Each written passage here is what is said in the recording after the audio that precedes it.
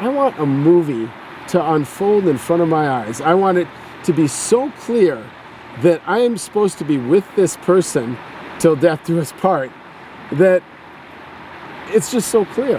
And I think the only way that can happen is that you have to build a friendship first. And with that, may that movie that you're thinking about for you unfold before your eyes.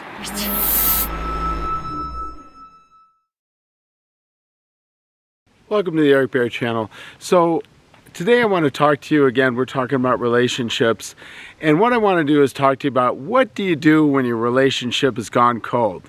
As you can see, I'm in a little bit colder environment here than where I've shot before, and this patch of road is actually shut down. They actually barricaded it off, and I just kind of hiked up here till I felt like I got a great shot. So what do you do when your relationship has gotten cold? Okay, and why do you, Eric, have the authority to even speak on this thing? Experience is what I would say. Having been in a relationship over 20 years, married, and I think that there's some things that I learned from that relationship. And one thing that I shared with all of my daughters is this. I think one of the main reasons that relationships have gotten so cold in America is video games, the news, and the TV. Now, I am in the entertainment world, and obviously I'm doing a YouTube, so I do believe in a balance of these different things. But I think that that's one of the keys. Like I told my daughters, I said, there's three things that you have in the bedroom, or three things that you do in the bedroom, rather. One is you don't have a TV, period. You don't have a TV in the bedroom. Well, why? Why would you do that?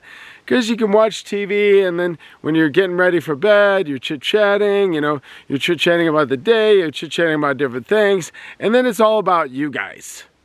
And that's the second thing that goes on in the bedroom, the hanky-panky. And then the third thing is you get dressed. And one thing that I learned about relationships too is absolutely no arguing in the bedroom. That is the sanctuary. You got kids? Don't argue. Figure out a way to talk it out between yourselves and do it over a cup of coffee. I can remember way back when, hey, let's do this, let's do that. You both got to be able to make it happen, or it's falling apart. And then that's where, therapists and counselor, my own daughter's a therapist. I believe in therapy. I've been to therapy. I think that it's a very healthy thing to kind of talk these things through. But I think that that's the main key right there, is you're letting too much of this world into your relationship. The time spent between you two is very important. That time is very limited now, this day and age. I mean, it's not like back in the 1800s where, Ma's in the kitchen, she's fixing lunch and dinner, and then you're coming back in from the farm or coming back in from hunting or something like that. I mean, it's just a totally different age, and it's high speed and all that stuff. That's what I'm saying, is that back to what I said a long time ago, the first hour, last hour.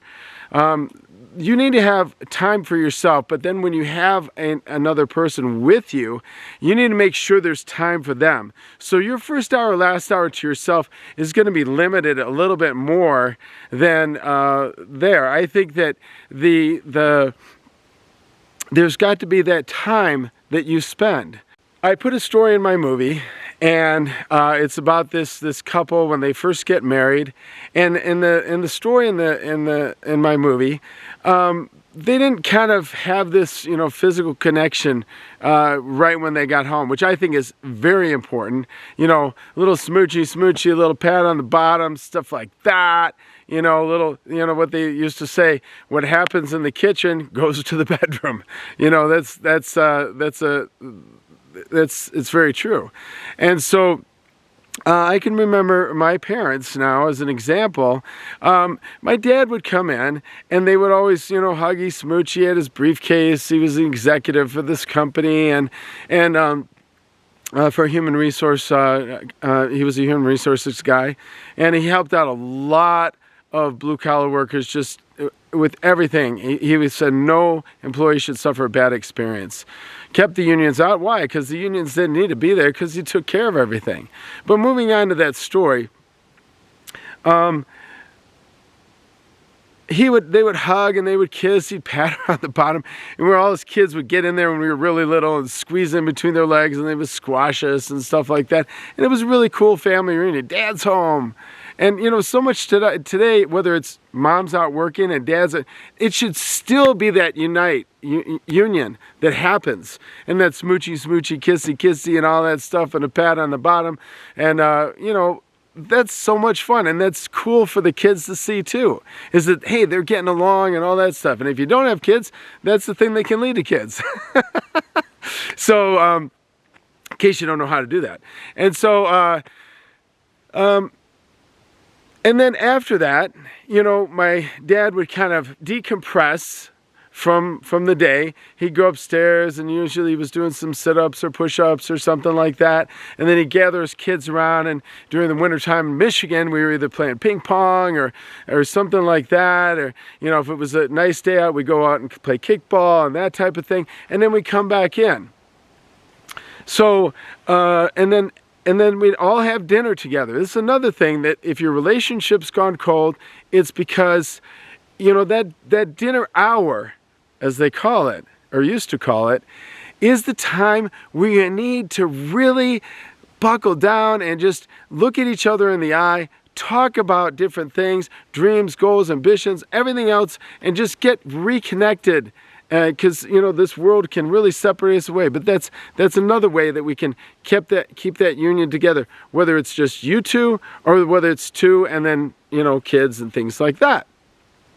And then after that, my mom and dad would always, my dad usually would hit the briefcase or something like that and get ready for the new day. And then my mom and dad would, and then they'd tuck us all in bed, tuck all the kids in bed, and then they would go out and walk the neighborhood together. And they just go out and take a walk together and hold hands. Hold hands. I mean, how amazing is that? I mean, people don't even do that now anymore. So if your relationship's gone cold, I would say these are the things that will really help you out. Plus, getting God in your relationship. If you know, I'm not saying something crazy, but my mom and dad used to always read the Bible together. It doesn't have to be like a long thing, and just a brief evening prayer together as you're going to bed. Just, God, be with us.